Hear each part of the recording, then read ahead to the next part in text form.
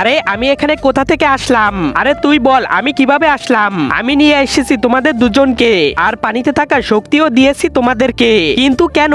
আমার জলপরীকে নিয়ে গেছে, ও অনেক কষ্ট পাচ্ছে, তাড়াতাড়ি ওকে বাঁচিয়ে দাও প্লিজ। আমার চেয়ে তো বেশি শক্তিশালী আপনি। আপনি কেন বাঁচান না? কারণ আমি তো হারামি না, এর জন্য। আর এক হারামি থেকে আর এক হারামি আনতে পারবে, আর তোমাদের দুজন থেকে হারামি এই দুনিয়ায় কোথাও নেই। ধ্যাত, আমরা বাঁচাবো না, প্লিজ এমন করো না, বাঁচিয়ে দাও। তোমরা যদি বাঁচাও না তাহলে সোনার বাক্স দিব। ঠিক আছে, আমাদেরকে ওখানে নিয়ে চলো। মন্ত্রী নিয়ে যাও। জি মহারাজ। ওই দেখো শয়তান জাদুকর, তোমরা তোমাদের কাজ করো, আমি চলে যাই। শয়তান জাদুকর ছেড়ে দে জলপরীকে। মানুষ নিশ্চয়ই ওই জলপরা পাঠিয়েছে, এসেছো তো এখন এখান থেকে বেঁচে যেতে পারবে না।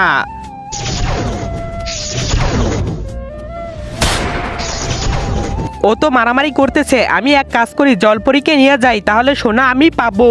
জলপরী, আমি তোমাকে বাঁচাতে এসেছি, তাড়াতাড়ি আমার সাথে চলো। জলপরা, আমি জলপরীকে বাঁচিয়ে নিয়ে এসেছি। বাবু তুমি ঠিক আছো তো? হ্যাঁ স্বামী। জলপরা, আমার বকশিস দাও। মন্ত্রী দিয়ে দাও। জি। আরে শালা, আমি ওখানে মারামারি করছি, তুই জলপরীকে নিয়ে পালিয়ে আসলি। হ্যাঁ, যাতে সোনা আমি পাই, আর তো পেয়ে গেছি, তুই তো কিছুই পেলি না। শালা, সোনা তো আমি নিয়েই ছাড়বো। কিভাবে?